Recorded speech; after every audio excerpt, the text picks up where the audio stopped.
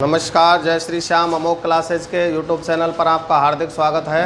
अब हम आपको कैलेंडर का एक ऐसा टाइप बताने जा रहे हैं जिसमें आप किसी भी तिथि का क्या है वार निकाल सकते हो। उसको हम रट के नहीं बताएंगे, आपको हम बताएंगे कंसेप्ट से। कंसेप्ट क्लियर करेंगे जिससे आपको कैसा भी क्वेश्चन आ जाए आप डरोगे नहीं, भूलोगे नहीं, कैसे भी सॉल्व कर सकते हैं और सारे कॉम्पिटिशनों में काम आएगा वो आपके। ठीक है, वैसे भी व्यवहारिक दैनिक जीवन में भी काम आएगा। ठीक है जी, तो देखते हैं हम कैलेंडर के बारे में। कैलेंडर में क्या है, एक तो साधारण वर्ष होती है, एक लीप वर्ष होती है, जो पहले भी बता चुके हैं हम।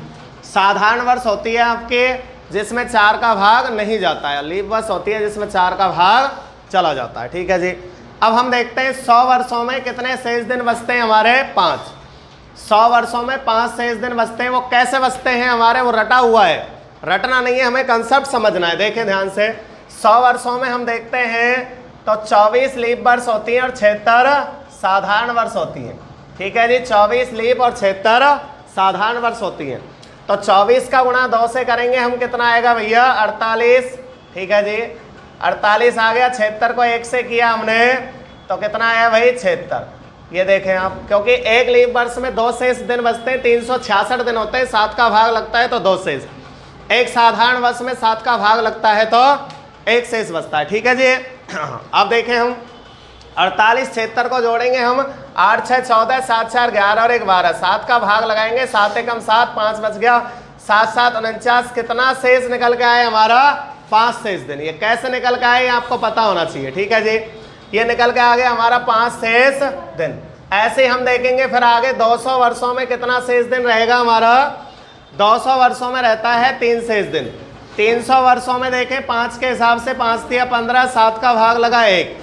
अब हम देखेंगे 400, 800, 1200, 1600, 2000 जो लीप शताब्दी वर्ष हैं उन सब में कितना शेष दिन बचता है 0। ठीक है जी, 0 शेष दिन बचता है उसमें। लीप शताब्दी में 0 है, साधारण में वो बताया आपको मैंने। ठीक है, तो देखो 5 के हिसाब से 20 ये हो गया, कैसा है 0। और एक दिन क्या है, ये जो 400 है ये लीप है, इसका पहले एक एक दिन ले रहे थे, 100 200 300 ये साधारण शताब्दी थी, इसका एक दिन ज़्यादा लेना पड़ेगा तो 20 और 1 21/7 भाग देंगे तो 0 शेष दिन बचेगा। ठीक है जी, एक तो ये कंसेप्ट काम आएगा आपके। और एक क्या है, ये कौड़ और वार बना रखा है। कौड़ वार कुछ भी नहीं है, जनरल है, आपके दैनिक जीवन से संबंधित है। कौड़ का मतलब होता है आपका 0 से 6 तक संख्याएं लिख दी हैं आपने। ठीक है, 0 का मतलब होता है रविवार, 1 का मतलब सोमवार, 2 का मतलब मंगलवार, 3 का मतलब बुध और 4 का गुरु, 5 का शुक्र, 6 का शनिवार। ठीक है जी, वीक का फर्स्ट डे सोमवार से शुरू कर लेना है आपको। ठीक है, 0 का मीन्स हो गया रविवार संडे। ऐसे ही हमें क्या है 30 दिन वाले महीनों का 2 शेष लेना है, क्योंकि जब 7 से भाग देते हैं तो 2 शेष बचता है। 31 दिन वालों का कितना शेष दिन लेना है 3, क्योंकि 7 का भाग देते हैं। ठीक है जी, ये हो गया हमारा। और लीप वर्ष निकालने के लिए कितने से भाग दिया जाएगा 4 से, क्योंकि 4 वर्ष बाद आती है लीप वर्ष।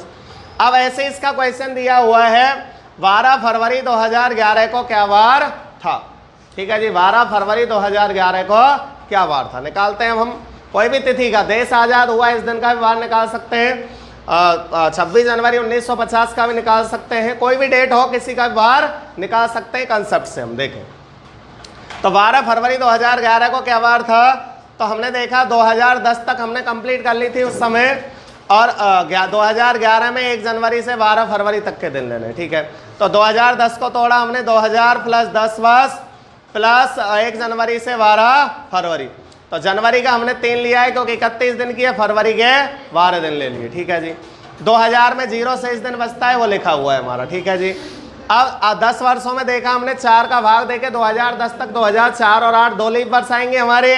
ठीक है जी, 2 लीप वर्ष और 8 साधारण वर्ष। लीप वर्ष में 2 शेष बचता है क्योंकि 366 दिन होते हैं, तो 2 से गुणा कर दिया है। साधारण में 365, 1 शेष है तो 1 से गुणा कर दिया है।